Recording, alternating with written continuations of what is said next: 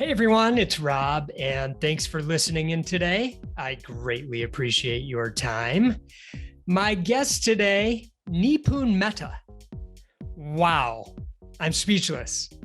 What an interview, and I'm so excited for you to listen. Now, Nipun is the founder of ServiceSpace, which is a global movement that literally touches millions and millions of people. And if you haven't checked out ServiceSpace, please do. And you'll see the community offshoots as part of ServiceSpace's sphere. Things like the Daily Good, Awaken Circles, Karma Kitchen, or Laddership Pods, just to name a few. So please check them out. Now, growing up, Nipun's purpose in life was to either become a Himalayan yogi or become a tennis pro. But instead, he wound up at UC Berkeley. And by his mid-20s, he quit his first and only job as a software engineer. And after a discussion with his parents, which you'll hear about during our conversation, he became a full-time volunteer and has stayed that way since then. We discussed Nipun's 6-month walking pilgrimage in India with his wife. No money, food, or comforts that we are all so accustomed to, just relying on the kindness of others and the impact this had on the two of them. Now, Nipun has never looked for or applied for accolades, yet he is widely recognized. For example, His Holiness, the Dalai Lama, honored him as an unsung hero of compassion. But he couldn't stay unsung for too long because shortly after, President Obama appointed him on a council for addressing poverty and inequality in the country.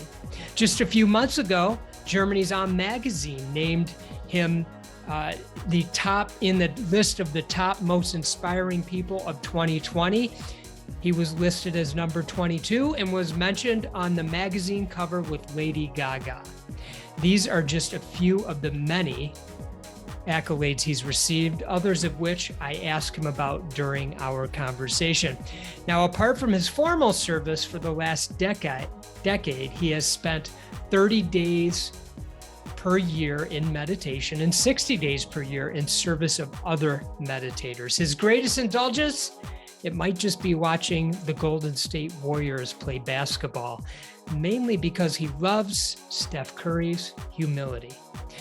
Nipun's longtime mission statement of life: bring smiles in the world and stillness in my heart. Okay, as I mentioned, there's no doubt in my mind that you will enjoy my chat with Nipun Mehta. Nipun, it's so good to see you today. Thanks for taking the time to chat with me. So happy to be here, Rob. I got so many questions. We definitely don't have enough time, but we'll make the best of our time together today. And I thought I would start with a quote, something I heard you actually reference at some point. And it goes like this, quote, "Nowadays, people know the price of everything, but the value of nothing." That's a quote from Oscar Wilde. And I'm just wondering what comes to mind when you hear that. Yeah, that's a great quote. I love that quote because I think it summarizes how we put price tags on everything. And when you put price tags on everything, we sometimes forget about valuing the priceless. And there are so many things in our life that are priceless and should be priceless. Mm-hmm. And so how do there's a place for transactions in the world, but there's a place for relationships, and there's a place for a field of relationships in which transformation can arise. And so how do we, hold transactions in its place while also honoring like the much larger spectrum of the human experience? And I think that's a challenge, increasingly so. What kind of practices could one incorporate into their life to put maybe more of an emphasis on that, or maybe a focus? Well, I think what transactions do is they get you into this loop of direct reciprocity. So I do something and I get something in return right away. And that loop of reciprocity, if it's very narrow, then it's like, oh my God, it's like been 60 seconds, I haven't refreshed, I haven't gotten a dopamine high, so it can be very, very narrow. Or it's like, oh, I'm watching this, okay, 3 seconds and I'm on to the next show, and that kind of thing. And that's actually exhausting. And that's where transactions leads us to, is a very narrow feedback loops. And that's very what I think of as direct reciprocity. And then how do you go from direct reciprocity to indirect reciprocity? That, okay, Rob helps me. I may not be able to help Rob back, but I help somebody else. And over time, what goes around sort of comes around. And we see examples of this in the family, right? Like my mom and dad. My dad doesn't keep track of how many times he's fixed my car. My mom's not telling me how many times she's, like cooked a meal for me. But you kind of, over a long arc, you trust that, there's something about the cohesiveness of indirect reciprocity that will benefit everybody. And then I think where it gets really interesting is where you start to think about infinite reciprocity, where you're just doing something, even though it's like not my biological family or not my circle of care or, my business partners or whatever that circle is. And you're doing it because you know that this is actually held by nature.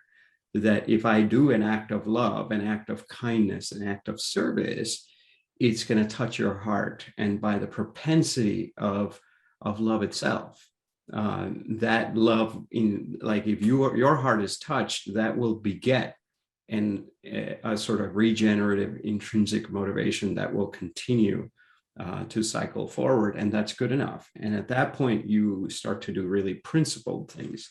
So I think when you look at transaction and you say, well, how do I practice getting out of that transactional mindset? Really, the question is, how do I expand my the sort of timeline for feedback? And we used to, if you look at, we're both in America. If you look at the Native American culture, they had this principle of 7 generations. And here we have this principle of 7 seconds, so how do we go from 7 seconds to 7 generations? And I think that's a question to ask ourselves, and to say, okay, well, maybe I can't go 7 generations. Maybe that requires too big a heart, but I could do something where I don't see the immediate result, just as a practice. So do an act of kindness for somebody. Let's say you pay toll for the car behind you. And you won't see the feedback of it, but you learn to exercise a very different part of yourself. And you're like, oh, and then you come into a transactional setting with those capacities, with that muscle. It's like a workout, right? Like this is your indirect reciprocity muscle, right? Your kindness muscle, your compassion muscle. And you practice here at the toll booth, and then you come into a circle and you're like, well, okay, this person doesn't quite fit in with my agenda of the moment. How will I hold it? Well, I'll still be kind because, guess what? They have a family. I want them to have a good day. I want that ripple effect to go forward, So I think, to me, this simple practice of doing acts of anonymous kindness is actually a fantastic way. It's very accessible all the time, and it's just a fantastic way to get out of our very narrow feedback loops. You once said, don't just go through life, grow through life. And can you talk a little bit about what inspired you to say that, what that means? Well, first of all, I'm a work in progress, and so I want to make sure. I love Gandhi's quote in this regard. He says, if I've said 2 things, like, take the later one, because I'm imagining that I would have grown by the second time, and so I feel like we should have, this is Carol Dweck's fantastic work of like a fixed mindset versus a growth mindset. So I'm always curious. I'm always eager to learn. I feel like questions are way more powerful than having answers. And I think in the previous generation, maybe, I don't know, but this is how I think about it. In the previous generation, I think we put a lot of premium on thought leadership, oh my God, he knows this, and this is a great idea. And now in the world of Google, you're like, well, ideas are not, you just like Google it and you're going to find like, 30 people that have had the same idea way before you. So I think in this era, thought leadership is not all that significant. And so I think it's more about sort of stepping into that being, stepping into a sort of practice, relating to others in a deeper way. So yeah, I mean, I think there's a lot we can unpack there. What are some of the things that you do that keep you out of that fixed mindset? Maybe it's, each and every day where you're just curious constantly about what you thought you knew and how it might not be the truth you thought it was. Well, even if you look at thought leadership versus actually like, learning and growing, you're like, wow, the world is changing. I mean, the world is changing all the time. So it's one of the things that keeps me on my toes is just keeping up with the world and approaching, not just keeping up with the world as like a news feed, like I want more and more. It's actually to just look at the world and say, well, what is my relationship to it? How can I serve it? If you have a heart of compassion and you want to be relevant in a certain matrix and you want to offer service, even if it's completely non-financial, you kind of have to translate these eternal principles into the current context. And that means you have to feel into the current context. And so what is that current context? And because we make a lot of translation errors, even if you're really well-meaning and you have a lot of wisdom, you don't know how to translate from one context to another. And that's just lack of homework. That's lack of curiosity. So how, and we live in a VUCA world, right? In this volatile world, where everything is changing faster than ever before. So in that kind of a context, like, what does it mean to be, to stay curious? And so for me, I look at the world and I'm curious about technology. Sometimes it can get depressing.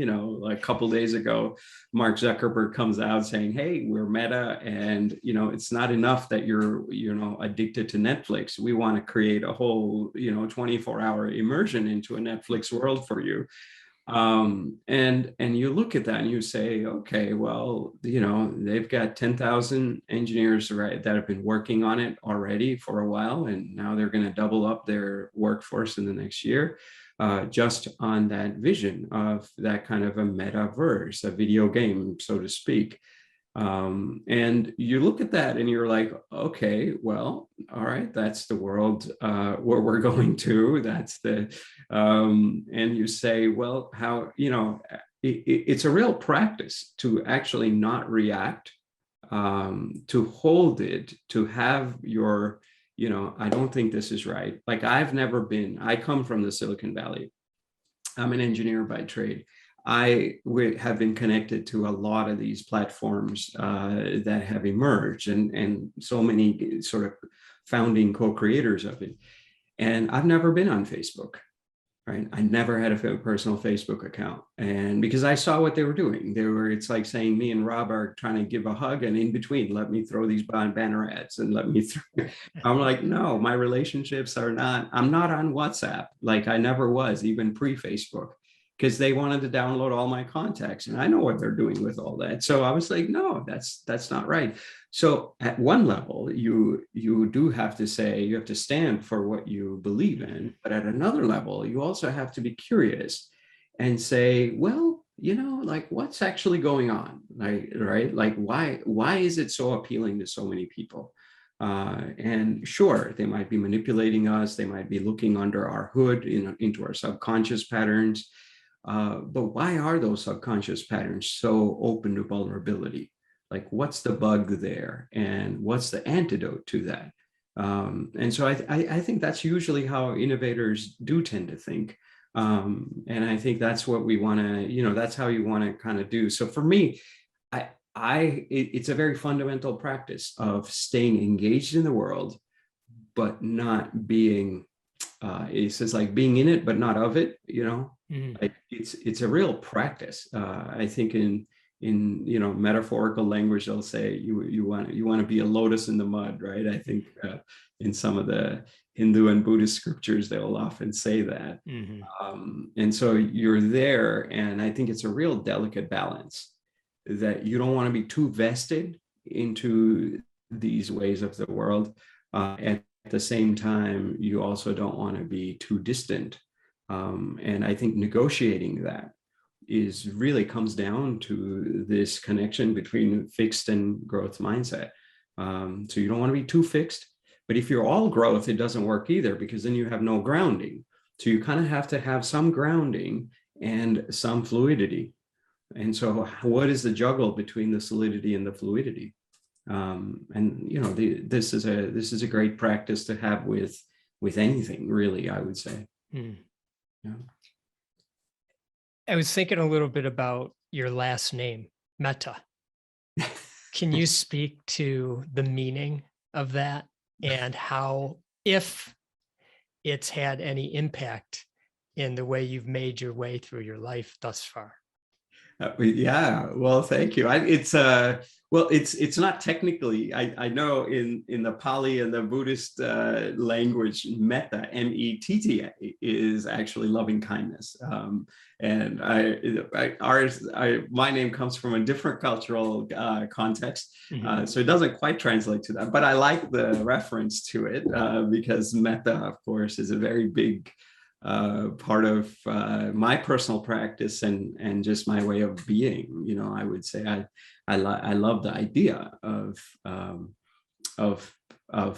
loving kindness. And I think it's how do you approach each situation? How do you give the benefit of the doubt in each moment, in each encounter? I think that's really the crux of loving kindness.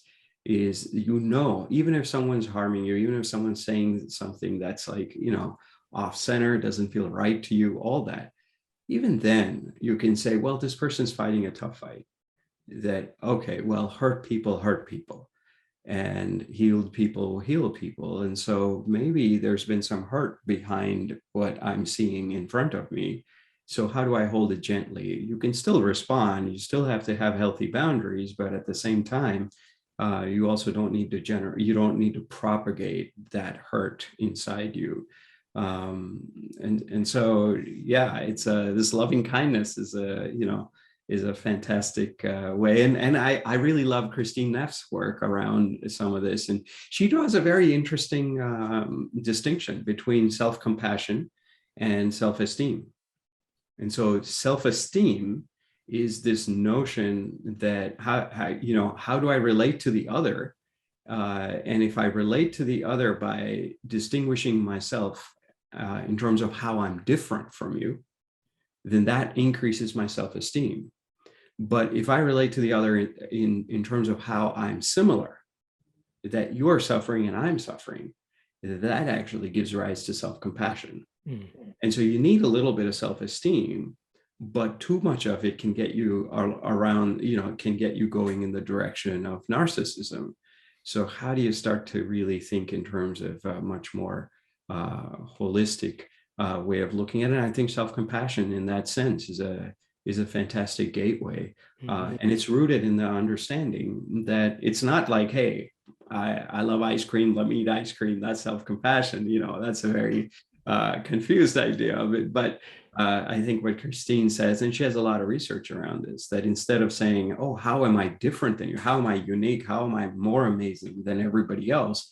To say, well, Rob brushes his teeth and I brush my teeth and we're kind of same. Or, much more fundamentally, we're all trying to discover a greater alignment of our hands, head, and heart. And when we don't have it, we're all a little bit dissatisfied, a little bit in suffering. And hey, then we have that in common, Yeah. What was your household like growing up? Well, you mean growing up as in like when I was a teenager? Throughout your youth, really? Or are you still growing up? You like probably are. I have a feeling. I hope so. Just because I've lost my hair doesn't mean I can't grow.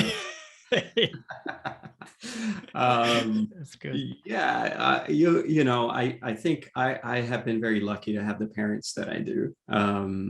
They were very supportive.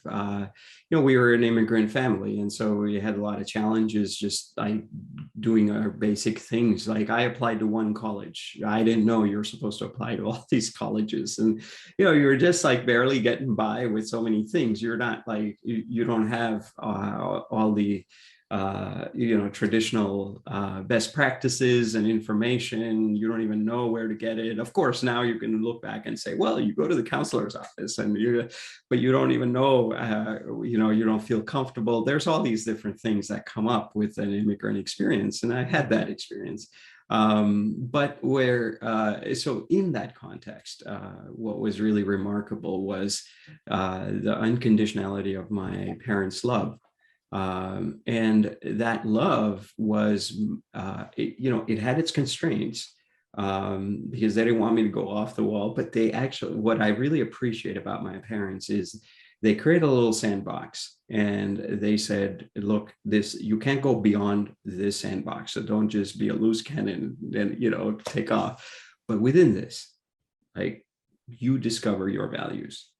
Like, we're not going to tell you that you should be kind or compassionate or not do drugs or don't waste your life in video games and TV, that kind of thing. They said within this box you do what you want to do, and that was just incredible because I by the time I got to college and I saw this in my peers and my fellow students in college, that for a lot of them they felt so bottled up, and then when they come to college they just like a rubber band, they just kind of fire back in the other direction and they get lost. And for me that wasn't the experience, because I was like, oh, I know why I'm like this. I'm not interested. And I had clarity around why I wasn't interested. And I think that clarity was afforded because I had the space. And so my parents introduced me to things, but they also allowed me to sort of experiment.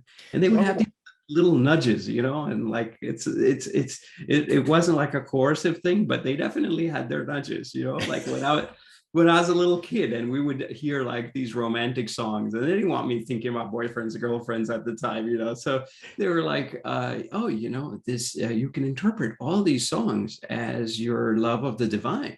And I was like, oh, and that's never left me. I'm like, oh, now I look at a song and it's like, what maybe a romantic song to some, like if I'm in the right mood, I'm just thinking, of my love affair with life. So these are like, this was when I was, I don't know, like 5 or 6. I haven't even thought of it in a long time. So I feel very grateful to have the parents. That's so interesting that they did that in that way. What was the sandbox exactly? How could you describe that to somebody? In other words, they gave you sort of, they allowed you to become into your own, but there was this sandbox, and that's where I'm curious. What was the sandbox? Well, that's probably hard to pinpoint, but the sandbox would be like, be a good human being, don't harm other people. I mean, they didn't explicitly say it like that, but I always felt like there were boundaries beyond which I couldn't go. And I was always testing them, by the way. And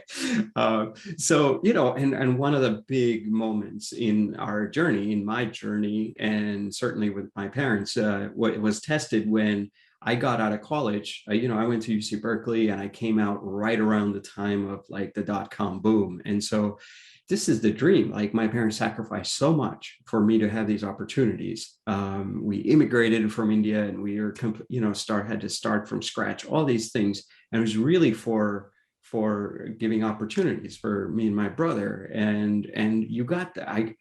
It was like fantastic, and serendipity had me come out at this time where it was like the gold rush, and my heart said that I want to serve.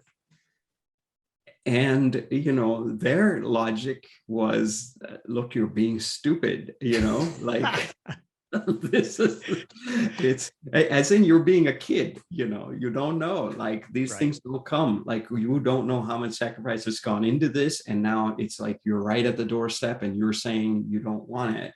And that's probably not wise. You're going to regret it. And so this is where, so they had a certain bound of ethics, of morality, of, spiritual cultivation. We would do prayers every day, all these things that were a part of our upbringing. And they also knew who I was. Like they knew that, like my dad was just telling me the other day, how we went to a store and they had given us a lot more money than they should have. Like it was at a Kmart store. I don't think they exist anymore, but we went in and we got something, and then they gave us a lot more, and we were all the way in the by our car in the parking lot. And I discovered that, and I was like, Dad, we have to go back and give this money. And my dad's like, it's like too much effort, like go back, stand in line, all this, like, it's not worth it. And I was like, no, we have to do it, and I'll do it. And I did. And, I was pretty young at the time, but my dad was just telling me the story. So he kind of knew that. He knew that they sort of knew this, but now comes the Silicon Valley sort of dream. And like, it's like, is it in the box? Is it outside the box? And their logic was like, do what you need to do, but sustain yourself. And don't just waste away these years of your prime. These are opportunities that don't come.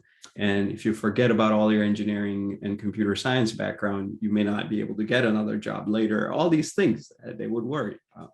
And so they knew that there was this tension between what my heart wanted to do and what my character was too. It wasn't totally out of place.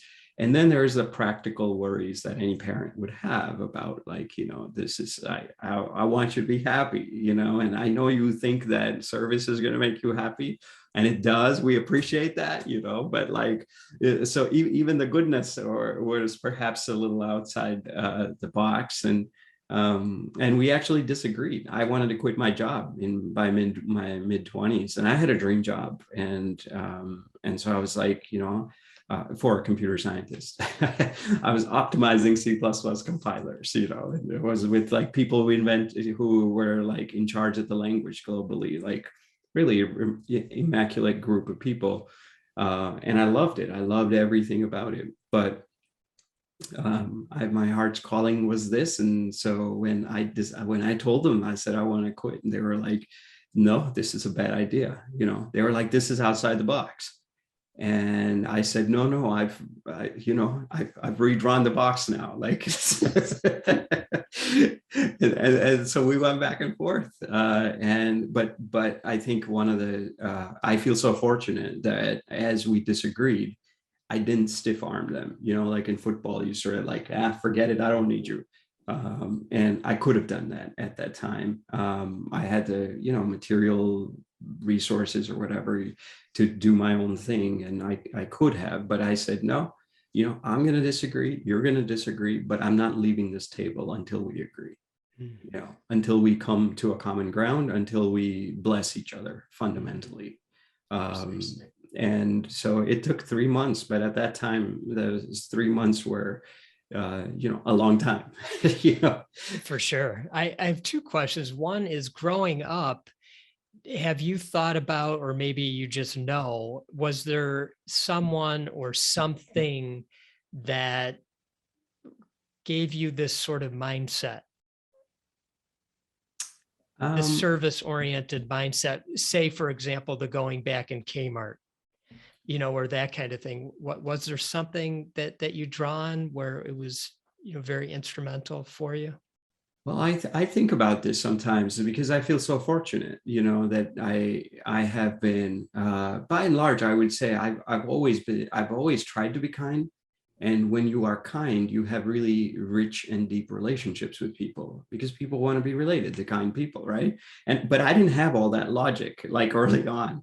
I'm just like, okay, I didn't want to hurt other people. I wanted to be nice to other people. And so I was like, how did I get like that? Right? Like it's no, I mean, I'm not trying to pat myself on the back, but Yeah. I'm saying I was I never could, like, I never could stomp over you to get ahead. Like that wasn't in my personality. And it's and I was like, oh, and you almost see it as a weakness sometimes, and you're like, oh, like I can't, I'm not the type of guy that could like just do that. And if you think of the cutthroat people, or the lawyers, or I don't know, I don't want to throw people under the bus, but yeah, I was like, oh, like maybe that's a weakness. Maybe that means I won't succeed in the world, or I make the most of my talents. But it meant that I had the most fantastic relationships, and my sort of internal framework was, you want to be happy, and so at the end of the day, and what is that's going to make you happy, and I was clear that these kinds of connections and relationships would make you happy. So I was like, I think about that, how much of it is nature and how much of it is nurture. Mm-hmm. Right. And I think I think certainly I was lucky to have good nurture. But now I think at 16, I would have had a different response. But now I would say it's grace. That I don't know the answer, that it's unearned merit. Like I know how to create ServiceSpace. I can tell you that, but I don't know how to create this. And I received it, and I'm like, that's that to me feels like the greatest, that lens of just caring, right? Isn't that your pod is about caring, and that lens of caring, and I think but I do think I've grown in that. So it's not like, oh my God, I was born with something, and but I think I had a general propensity to care and relate. But I think I'm a lot more caring and compassionate than I was even 10, 15 years ago. And I hope that in 10, 15 years, I'm a lot more caring than even now. So I think it's a moving target. It's not like you're given all this. So I think there's a regenerative loop that happens inside of us, that if you are caring, if you are compassionate, if you are kind, if you are service oriented, then I think those thoughts create an inner ecology that supports deeper relationships, which gives you the resilience to weather life's storms and rebound back with compassion. And that to me has been my experience. So yeah, I would say a little bit of nature and a little bit of nurture, but increasingly so, it feels like a lot of grace and a lot of serendipity that has informed it. But the mechanics of it is that I think it's regenerative, and I think it's an infinite path of growing in compassion. And I want to be on that path. I want to become a more compassionate Nipun 10 years from now than I am today. And I hope that's true, but retroactively as well. When you were in your mid-20s and talking with your parents about changing careers, so to speak. Work for free. What was it because at that point you're a grown adult, what was it where you said, we're going to disagree and we're going to stay at the table until we find some sort of agreement or common ground or something like that? When, I guess, to use your comment earlier, instead of just saying stiff arm, look, I'm on my own now, so I'm just going to do what I'm going to do. Yeah. What was it that kept that connection with your parents to go through that for a few months? Well, and it wasn't just that one. In that instance, you can say it was that one time, and it was a few months. But it's like repeatedly. I just think that the orchestra. So if you look at the design principle, I think we often take shortcuts, and we think we can get away with it. So if we're in an argument and I get angry, I think I can get away with the anger, right? But actually it burns me up before I even say the words of anger. And so I think it's that, right? I think it's discerning the shortcuts and the long cuts and the opportunity cost for each of those. And so I think somewhere in my inner ecology, I was clear that some of these shortcuts are not worth it. It seems like it. It's very tempting because in your 20s, you want to do what you want to do. Like, and I mean, and I was the kind of guy, even in my teens, I mean, I was not a great kid in that sense. I think I probably gave my parents, I'm thankful for them, but I don't know how thankful they are for me. They are, but I know they are. It's, but like at 17, I was like, I want to quit college and I want to play tennis because I wanted to be a tennis pro. And so so at some point there's this tendency in you to we have this bias towards the short term. We have this bias towards more and more immediate feedback loops, as we were talking about earlier, and we decide based on that. And sometimes that's not wise. And sometimes you have to do that because that's the lesson you need to learn, because otherwise you'll have regrets. And so you're always negotiating this. And I think I am sort of biased towards the long cut. And I'm not really sure how that operating principle got into my head. But to me, it makes sense. I can tell you about right now, like, why would I take the long cut? Like, it's a long cut even being here in the conversation because I don't want anything. And I think when you approach it like that, then what you do is you put a premium on the relationship and the connection. Like, you're not thinking this is going to go, at least I'm not. I don't think, oh, this is going to go on YouTube and it's going to get X million views and it's going to get X thousand views and this is going to get no views. And so I show up differently for the no views than I do for the millions of views. Like, you could do that kind of opportunity cost analysis every time, but that's exhausting. Like, I don't want to live like that, and we do this all the time. Like, we go to, gatherings and we're like, oh, you look at a business card. And, when people ask me like, hey, what do you do? I would be like, I'm a volunteer. And they'd be like, no, I mean, like, what do you really do? And I'll be like, no, I'm really a volunteer. And many times if they're just being in a transactional mode, they'll just be like, next, and that's just that transactional thing. But I look at it and I say, look, you've got a great smile, and Rob, you do, by the way.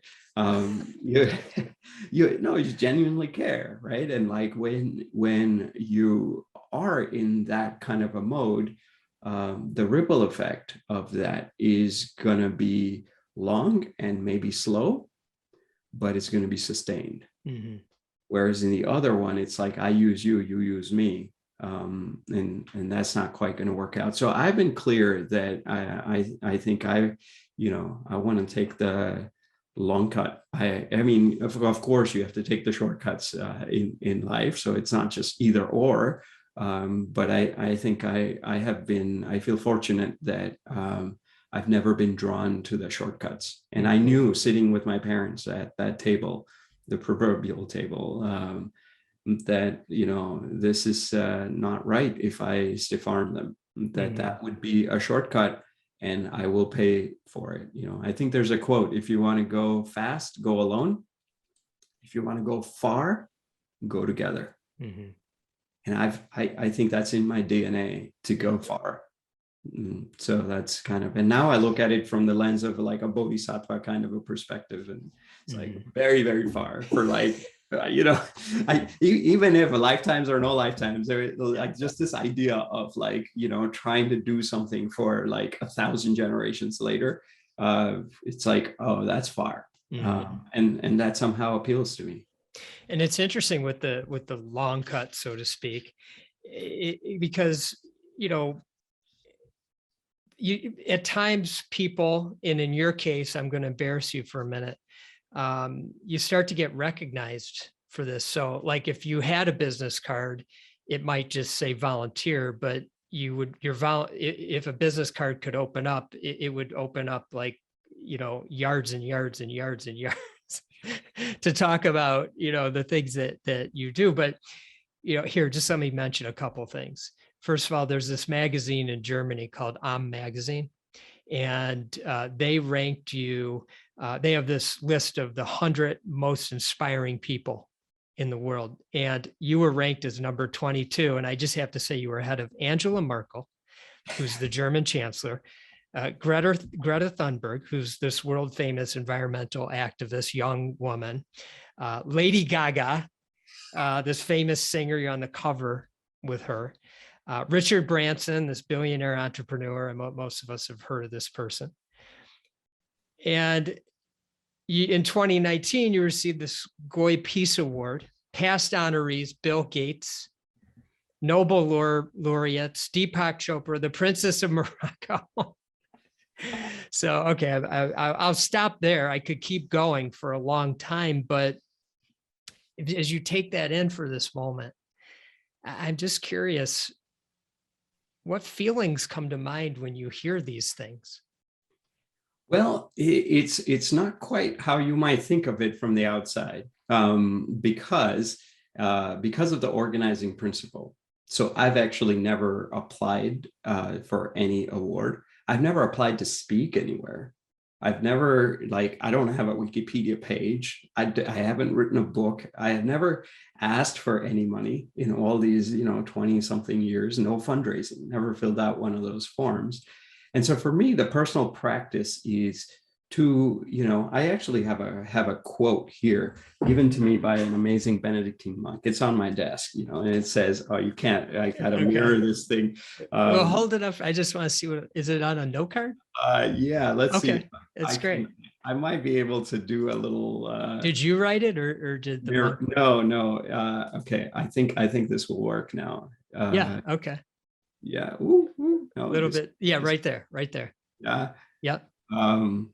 Oh gosh, the lighting is not quite right. Yeah. If you, yeah. Okay. Read it. Says, this is from Brother David Steindl-Rast. We were in a dialogue on compassion, and he at the end he gave me this, and the quote on it it says, "Whatever happens, whatever what is what I want, nothing else." And I am always really moved by that idea, that I don't want to negotiate with nature. That if you are here, your job is to give 110%. And when you do, you trust in the ripple effect of it.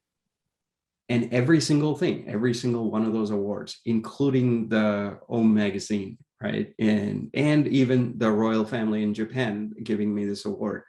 They tried to give me that award various times before, and I was like, no, you should give it to such and such person. You should. I did the same thing with the Magazine because I had prior relationships with all of them. That's the only way things happen in my life, is through these relationships and connections. And so by the time I go there, it's like such a, when I received that award, it was so, I haven't been to their previous award ceremonies in Tokyo, but this one, it was like a big deal. It was like a, formal affair, everybody in suits, like all these major, 23 ambassadors of different countries were in the audience, and CEOs of all these companies. But no tie from you. No tie from me. That's right. I broke that rule. But what was so incredible is because we had the personal relationship. I had taken my parents there, and they were so kind to my parents, and my parents are everyday people. They don't know how to be with the royal family and all of that. In fact, neither do I. But like we're, and they were just super kind, and we had like a fantastic dinner, personal kind of dinner the day before, where we were just sharing heart to heart. And the woman, Masami-san, on stage, like after I gave, after my, they had a Q&A with a few other people on stage. There was a panel in the middle. She goes up and she's like, I met Nipun's parents the other day, and I want to bring them up on stage. And I can't tell you how scripted this event was. Like, they had diagrams of where I needed to go, and like it was very, very methodical, And in the middle of all this, she throws all this off, and she's like, "Let's bring the parents up," and it was just an act of love, and it was it was rooted in that. And at the end, they gave me a substantial financial reward. And I said, this is for all the staff and it's from my parents because they wanted to contribute, you know. And they were like, really? Like, no, we don't, you know, I said, no, it's not about whether you need or not need or whether it's an offering of gratitude, you know. And it's from my parents, and you look at that and like their whole staff, it's like we were already like prior to this thing, we were already deeply connected as like family. And now then this thing happens, and then you're just like living into those values, and those are all legitimate. Like it's not a show. Like they genuinely were so moved by my parents and what they've done, and just our whole scene, and they were like expressing their gratitude. And then my parents were like, you know, they said if good people give you things, you want to like pay forward that love. It's not about the material aspect of it, it's about the love underneath it that you want to ripple out. And then you do that, and now like the whole staff of their whole community is like, wow, like, and nobody even knows this, you know, nobody knows that this happens, and you don't need to know. So when you look at the whole context, the content of the award itself, it's kind of small. So if all that happened was, oh my God, I got the Nobel, I received the Nobel, I come back and I'm in the newspapers, then that would really stand out. But when you place it in that larger context, then this is just like a small thing that happens, you know, because the much richer thing are, you know, and so there's so many dimensions to each of these things. But the organizing principle has always been, look, you know, it's like this thing says, whatever what is what I want, nothing else. And that kind of a organizing principle leads to very deep relationships, which then leads to these kinds of blips. And that's just like, you know, grace. It comes, even if it didn't come, it wouldn't matter. And you can always think that what has come has been a lot less than what it should have been. You can always think like, you know, you can always keep going, right? And like, to me, even if none of those things happen, it wouldn't have been all that. And even if 10 times those things happen, it wouldn't really affect much for me, for my internal ecology. Thank you. Because the context, right? Like, yeah. Okay, how about this? So I want to talk about your wife for a second, Guri. Yeah, Guri. So you did this walking pilgrimage with her. And the first thing I wanted to ask you was, how did you meet someone in this life who just so happened would want to do this with you, this walking pilgrimage, and just 6 months after being married? And now hearing about your parents, and you leave the job, you talk to them for 3 months, and now are they saying, you're what? You just got married. Yeah. I told you, come on back to the table. I have not been a great son, you know. But no, can you talk about this journey that you took with your wife, and yeah, just expound on that, where that came from, and then what it was like? Yeah, I mean, imagine your kids coming to you and saying, hey, Dad, I'm just gonna I know I just got married 6 months ago, but I'm gonna sell everything I got, and I'm gonna leave a few boxes at your place, and then me and my wife, we're just gonna go place. You won't be able to contact us. All kinds of crazy things can happen. I'm going to be walking in India, where usually I wouldn't even drink from the faucet, you know, like that's because that way you need like filtered water, and I won't even have money to get that, or I can't carry any of that with me. And so, yeah, I could get sick, I could get hurt, and I'm going to, you know, go with my wife. So it was like, yeah, you can imagine. So there's a whole powerful process with my parents that happened around it. But with my wife, it's actually, you know, a lot of people think, oh, well, how did you get her to go with you? It was actually the other way around. It was her idea. It was probably a co-creative idea, but I think she was clear on it. And she was like, you know, she was the one who pushed me into it. And the basic premise was that, how do you know what you don't know, right? Like, how do you go and discover your not just blind spots, but that complete unknown inside your ecology? And if you just keep doing what you're doing, you may not discover that. And so our organizing principle for getting together was that let's do together what we can't do alone. And I don't think I would have gone on I mean, even looking back now, it feels very crazy, like 1,000 things could have gone wrong. We go to the Gandhi ashram with absolutely no resources, and we walk south, and we said, we're going to eat whatever food is offered and sleep wherever place is offered. And again, the practice was, it's one thing to be kind here in a certain context. And although we didn't have financial capital, we certainly had so much influence in the community. But here you're like, you're just an everyday person just walking down the streets. And can you be kind even if someone is mean to you? Can you be kind even if like it's 110, 120 degrees? Can you be kind when you're insecure about where your meal is going to come from? Can you be, how do you be unconditionally kind? How do you generate that intention at the weakest point of your consciousness, and where life is throwing you there every single day? And how can you support each other in this whole process? Mm-hmm. And so it was just an incredible, to say life transforming would be an understatement, actually. I mean, it completely whips your ego inside out. Like, it just every single day, like, and you sign up for that, and your loved ones. I told my mom's like, Nipun, you've made us stretch in incredible ways our whole life, but now this, and what I told her was that you raised me with this idea. In India, we have this phrase, it's in many of the scriptures. It says Vasudhaiva Kutumbakam, which means the whole world is my family. And they raised me with this idea. They were hosting so many circles and so many people.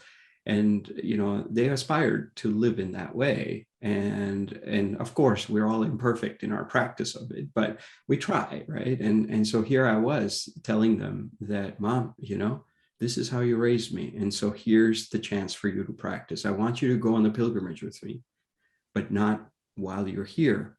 And not while you're with me. You are going to go on a pilgrimage here in California. Mm-hmm. And she says, what do you mean? I said, well, whenever you think your son or your daughter in love, is what she calls her, like, is in trouble, is hungry, needs safety, needs a place to stay, I want you to do that for somebody else here. And know that what is here is somehow deeply connected to what's going on in another part of the world. And that stretch from direct reciprocity to indirect to perhaps closer to infinite is your practice, is your pilgrimage. And I need you to go on that with me, even though you may not have physical contact with me or even phone contact with me. You have to trust in that. And to their credit, they said yes. Like, it's one thing to say, okay, well, fine, you do what you do. You're a crazy guy anyways, and do all this. But like, they were like, no, like, we're going to bless you, and we're going to bless you not just through our words, through this practice. And I know I could tell you story after story of how they practiced it, and not only that, I think so many other people actually did the same thing, even without a physical conversation in that way. And we felt those blessings. We received that. I'm still amazed that we survived, but B, we ended up walking 1,000 kilometers, and then we ended up at a monastery where we, meditated for the most part for 3 months, and just a profound journey. And how, if you think about it rationally, there's just so many different issues that could have come up, and they did come up in different ways, but how do we dodge all of it? And it's grace, but I don't think it's individual grace. I don't think it's like, oh my God, Nipun and Guri are filled with grace, with halo around them and angels protecting them. I think it's more these small blessings of people. There was a man in the Philippines that wrote to me and says, I'm so moved by what you're doing and what you're even holding as an intention. I'm going to pray for you every day. And, one can never, what difference does that make? I don't know, but my heart says, man, that's what sustained us. Mm. And so I want to be in a larger arc. I want to be not just the recipient of those prayers, but the giver of that goodwill, right? Giver of that metta, giver of that kind of compassion. And I might do it imperfectly, but I want to improve as I go. And so that's, to me, it connects. It taught me that. Mm-hmm.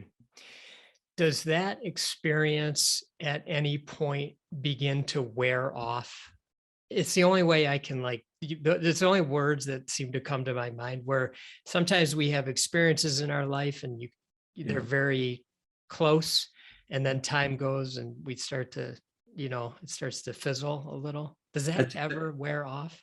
That's a really good question. It has not worn off for me. And I think it's because of this. And I think this also is a really important principle. If it was a travel pilgrimage, if it was like, let's see India and let's do it on the cheap, or let's then I think it would have worn off. In fact, not just worn off, it would have been a bug that you're like, okay, now I need to see another country, and now I need to see another landscape, and now I need to see. So if the real voyage, isn't that a Marcel Proust quote? Like he says, the real voyage lies not in discovering new landscapes, but in cultivating new eyes. And so I think for us, the orientation was inner transformation.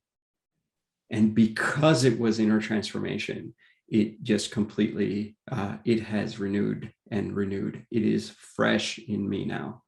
I cannot have a single meal because people would borrow food to give us food, right? And you're looking and you're saying, no, wait, should I go hungry? Should I receive their gratitude? Should they go in debt to give me a meal?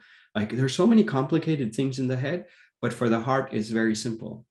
They're giving love and you receive that love. And so if you can be in that heart space, things look very different. And when you have received in that kind of a space, I cannot have a single meal without having gratitude for it, because you realize that there's so many conditions that are required for that even for that grain of rice, right? It's just that we gloss over all of that.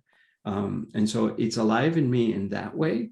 But it's alive in me in a very, in a subtler way too, that my whole life, I would say before, I don't want to make it a before and after thing, because I think it was probably a continuum and it's still on a journey. But I think we gain our strength from permanence, that things are solid, that I'm Nipun, I have done this, I have done, all that, right? And what the pilgrimage taught you was about impermanence, that everything is changing. So I meet Rob on the streets in a village, you take me to your hut, no running water, electricity, fine, I stay, I have no other option. And I'm like, oh my God, this guy feels like my brother. But the next day I have to let you go. And I'm back in the grind again. I'm insecure again. I'm fearful again. I'm hungry again. I'm totally in the heat, worried about everything, right? And I'm like, I cannot hold on to anything. And you would think that that's a weakness, actually. You would be like, wow, I wish I had a little bit more stability. But, and at some points in a smaller context of awareness, it helps to have that stability. But as your awareness starts to crack open, you actually feel so at home in that impermanence that actually nothing ever was permanent. And your clinging to that permanence for strength was completely misguided, because if you are rooted in impermanence and in this field, what actually awakens in you is a sense of great compassion, is a sense of great metta that you were talking about earlier, is a sense of great equanimity that this card here is talking about. Right? And when you discover that, it's in such sharp contrast to everything that our inner ecosystem is pushing us towards. Our inner ecosystem is saying permanency, static identity. This is who I am, I. And this is going entirely against the grain. And so you might have had like so many, millions and millions, every moment we have so much input, every single sensation on our body, and we are clinging. And here is an external stimulus that is reminding you, don't cling, don't cling, don't cling. And you have no choice to get away with it. Like here, you can get away with it, right? Like in our daily life, in our daily world. But the way the organizing principles were there, you couldn't. Mm-hmm. And that is a lesson that's very, very fresh in me. So if you're talking about landscapes, yeah, that would get old, and I would need to go to Africa, and I would need to go to this country and that country and like look at everything. But for me, and I think for my wife as well, it was not about that at all. And because of that, it has not worn off. It is fresh and alive in me right now, even. I wanted to ask you, you've given, to my knowledge, at least 2 commencement speeches, who knows, maybe more. One was at the University of Pennsylvania, and one was at an elite private school in Silicon Valley called the Harker School. And that's the one I want to ask you about. First of all, you were chosen by the senior class to speak. And I wondered how that felt when you learned about that. Well, it feels great when it's not like some authority, but actually it's the students that were like, yeah, we want you there. Yeah. I actually went and had a conversation with them, and I said, this was a very privileged school. Like the tuition is, way more than, so incidentally, the way serendipity worked, I happened to be the week before, I was in a small border town in Texas doing a bunch of events, and I came back from there and I had a conversation with the student council that said we want someone like him, and they've had like the who's who of the world. So I don't want to drop the names like that, but like suffice it to say. Yeah. And so I was like, oh, why a no-name guy like me? So I was actually genuinely curious, and they shared, and I was moved by it. But I actually told them that, look, last week I was at this town in Texas, and their average income is like, a quarter for a family. Average income of a family is a quarter of your tuition here. And how do you hold that? How do you hold that privilege? And I was actually shocked to hear them say that they don't feel privileged at all, that they feel stressed. They feel like they're behind. They feel like they're not enough. And it just, it was a tremendous learning experience for me. To put myself, I'm always trying to put myself in other people's shoes that I don't understand, and I coming from my background, I'm like thinking, yeah, there was no way I would have been at this school, even if I got in academically, like, and I'm thinking, wow, like this, the families I was with last week in this small town, like, they're like, how do you reconcile these things? And then when I talked to the kids, I realized that they had their own sort of struggles that they were working on, and it was very, so we had a fantastic conversation, and it made me realize that I actually, it's an honor to support them. It also gave me context. And then I went and I shared my bit. Yeah. So it was one of the things that you mentioned during your talk was that you mentioned that they are entering in a world that is in good shape. Now you did this commencement was in 2013, so almost 10 years later. And I was curious how you feel about that now. I think I opened with a Taylor Swift quote, right? If I'm not mistaken. It was around magical and miserable. So we live in magical times and we live in miserable times. And so I wouldn't just say we're in good shape. I wouldn't just say we're in terrible shape. And so I think that's true even now. I don't think, I think the challenges have definitely compounded, right? I mean, you don't need to be a rocket scientist to understand that now. It's everywhere. We have no idea. And what's worse is that we have no idea how to even solve these problems. We don't know how to solve inequality. Inequality is getting worse. It was, I used to quote, like many years ago, I was like, oh, 280 people have more financial wealth than the bottom half a billion, bottom half of the population, 3.5 billion. And you're like, oh, that's just wrong at so many levels. And then you're like, oh, the next year it comes out and it's like 80 people. And then the next year it's like 18 people. And then the next year after that, it's like, now it's 8 men own more financial wealth than the bottom half of the entire world's population. So you're like, oh my God, how much worse can it get? And it's going to actually get even worse. Because now we have new weapons of inequality that have been unleashed in the world, and the seeds of so much more. And that's just in the field of inequality. Then you look at climate change, then you look at, AI, then you look at, like, there's just no, and we don't even know how to regulate. We don't even understand, like, most people don't know what a metaverse is, let alone like how many decades is this going to take to regulate metaverse? I mean, we haven't even been able to regulate social media. So by the time we do that, they're already gone to a whole new metaverse. So how, in this kind of a world, you say, wow, that's just depressing.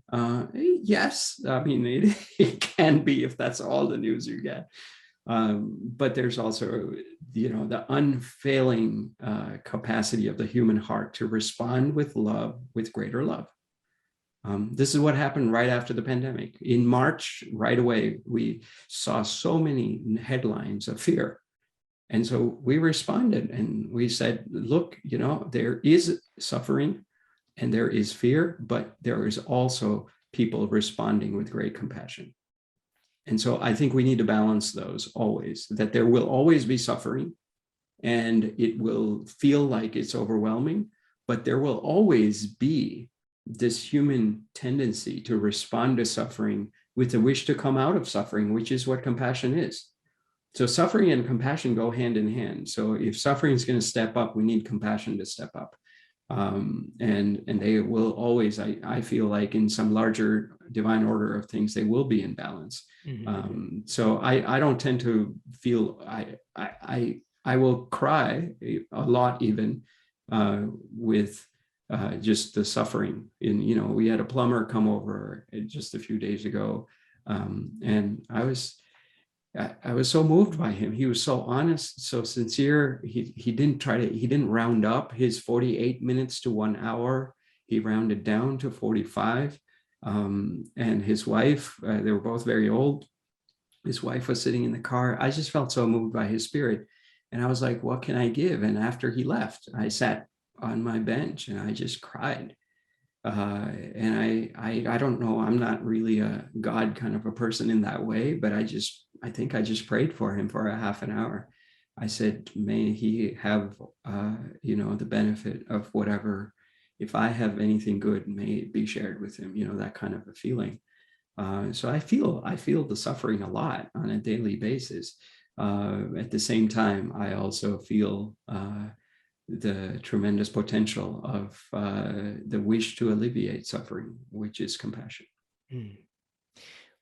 You mentioned at the outset of the pandemic, and one of the things that the ServiceSpace community did, if I have this right, and correct me if I don't, is they created a website called Coronavirus, which Karuna means compassion. And two questions about that. The first is, have you ever thought about how similar those two words are, Karuna and Corona, and just how one's compassion and one is this, what I like to call a lesson for our society at this moment? A very challenging one, to say the least. I don't want to make any light of it. And then how has that grown and been responded to? It's really wonderful. Yeah, in fact, it was a very conscious decision, because it was a conscious play of words, because you had this coronavirus and everybody was just freaking out. This is March of 2020 now. And incidentally, I was in a 30-day meditation retreat, so I come out and I'm like, oh my God, the whole world's in a meditation retreat. I'm like, what's going on? But yeah, I mean, I think it was not about denying the suffering. We were all facing the uncertainty, the fear in America, the craziness of a run on toilet papers, all this stuff that it's like, what's going on? And then you had like people responding with incredible compassion. I remember this Italian priest, Italy was one of the hardest hit countries up front. And he was like, there's only one ventilator and there's that young kid. I've lived a long time. I give it to that kid.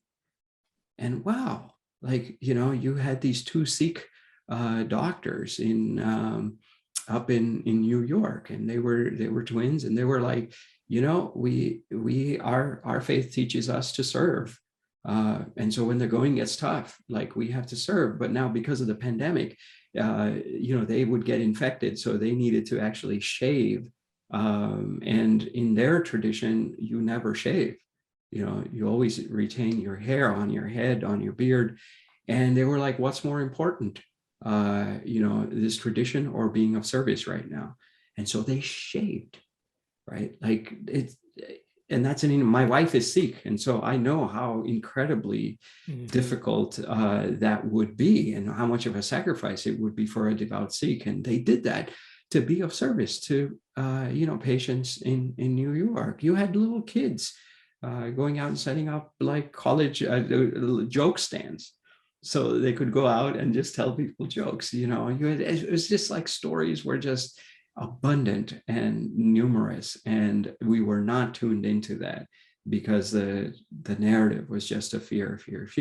So it's not to deny the suffering, but it's also to hold it in its right place, which is in balance with compassionate acts, right? And so we said, let's actually create a portal around it, and it's still going. Coronavirus, and there's thousands of stories. But what actually happened was that from there we said, wow, it's like, can uncertainty be a bridge to compassion? And that's a very interesting question. When you face uncertainty, usually we shrink and we look for solidity. But can we actually do this? And can we do this systemically?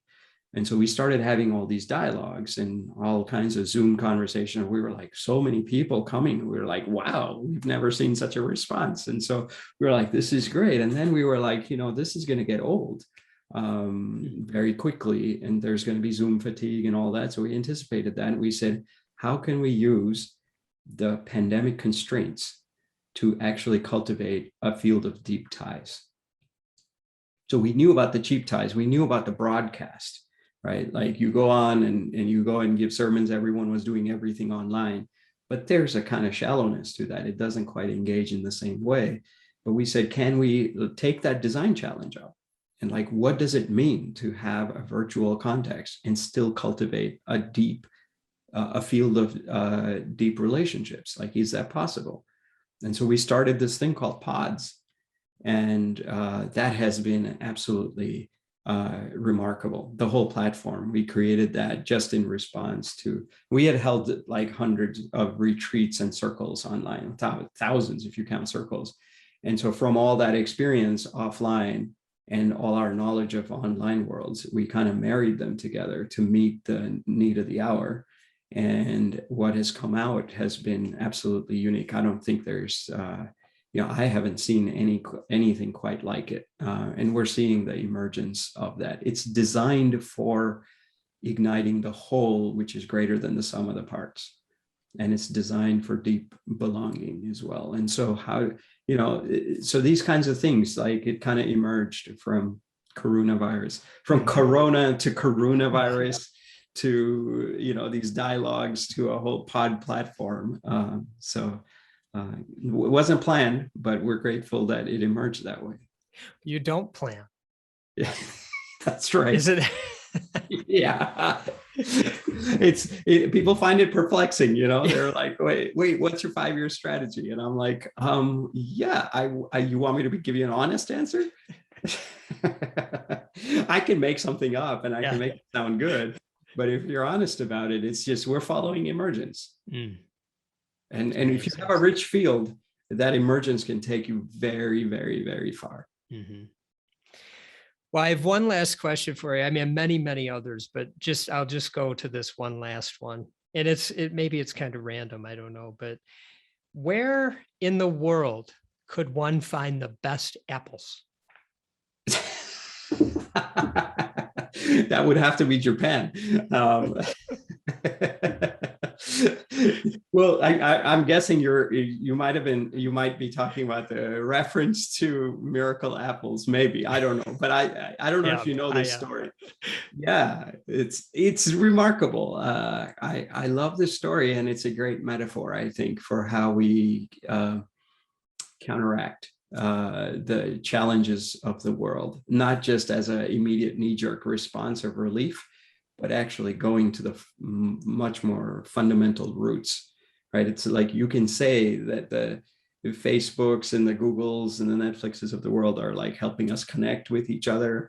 Well, I mean, particularly social media, but if there's an extractive wrapper around it, it's like, yeah, we're hugging, but we're not really, there's a sort of commission taken out of that. And over time, that commission becomes organizing principle. And I think that's the problem we see with the world, is that even in cocoons of strong possibilities, the wrapper of market and media and, and military, the 3 M's, if you want to think about that, or money, power, and fame, they're just like extractive, and that changes everything. And so how can we imagine a field in which that is not the case? And I think that's a great design question. And that's what this farmer in Japan did, where he, particularly, he actually learned from this other farmer named, so on this farm, you go and grab an apple. And these apples are amazing. You cut an apple. Not only does it taste good, but like, here's a great example of how amazing they are. You cut an apple and it doesn't go black, even months later. You're like, why? Well, it goes black because it combines with oxygen, and there's a little iron component in it, and that creates a mini rust, which is what the brown is. And but this farmer says that my apples have antioxidants, and because of those antioxidants, it doesn't go brown. But I didn't put the antioxidants in there. So now there's chemical ways to do that too. He says, I didn't put them. It's because I actually didn't even grow them. It's in my one apple. It doesn't come from an apple tree. It actually comes from the entire forest. Because underneath the apple, there's a branch. Underneath the branch, there's a tree. Underneath the tree, there's roots, and those roots are connected to all the other roots. And so what you're tasting and what you're seeing and what you're experiencing in that apple is the entire ecosystem. And it's so rich. And that's the key, is how do we start to move from a polyculture, rather from a monoculture mindset of like an entire row of just apples, right? And people ask you, what is this farm? And you're like, and you would say, yeah, well, it's an apple farm. That's easy. That's convenient. That is a soundbite for TikTok. But, this guy's farm, and his mentor, Fukuoka, who is a pioneer of do nothing farming. It's a phrase that you also speak a lot about. And he's saying that, he would say no fertilizers, no pesticides, no weeding, no tilling of the soil. And you're like, wow, like no like what kind of a farm is this? He says, you can't put it into a soundbite because it's a polyculture farm. And what's your job as a farmer is not to grow. It says nature grows. Your job is actually to get out of the way. You still have to nudge, you still have to do small things, but the premium goes from doing to actually seeing, to sensing, to being. Because once you see all the relationships in the ecosystem, then even the smallest act you do, and this was the title of his book, it's called One Straw Revolution, even the smallest act you do actually creates a tremendous ripple effect. But if that act is not predicated on this seeing, on this deeper awareness, then you won't know where to place that act in a skillful way. So that kind of a person, we actually call it a ladder instead of a leader. That kind of a ladder, right, is able to provide leadership, but in a very different way, without the power, without the money, without the fame, without the microphone, right? And is able to do it because they're sensing into all the different interconnections, not all, but a lot of different interconnections. And as a result, the skillfulness of their intervention is so precise and has a profound ripple effect in the whole ecosystem. And so I think if we owe it to ourselves to grow those kinds of apples, and to grow those kinds of apples, the rich apples, which people would travel from all around the world to go and grab these apples. But to get those apples, we actually need to understand how the roots connect with each other, and we need to move away from a monoculture mindset to a deeply interconnected polyculture mindset. Nipun, thank you so much. I am so grateful for your time today. And it was such a pleasure hearing your wisdom.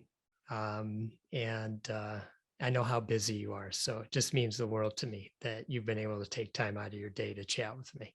Oh, it was a real pleasure. I haven't thought about some of these things in a long time. So I appreciate the care with which you approach the conversation and the way in which you listen and all that you stand for. So thanks so much. Thank you so very much. Thank you. And to all the listeners, I greatly appreciate your time and your energy today. And as always, I wish you all much love and gratitude.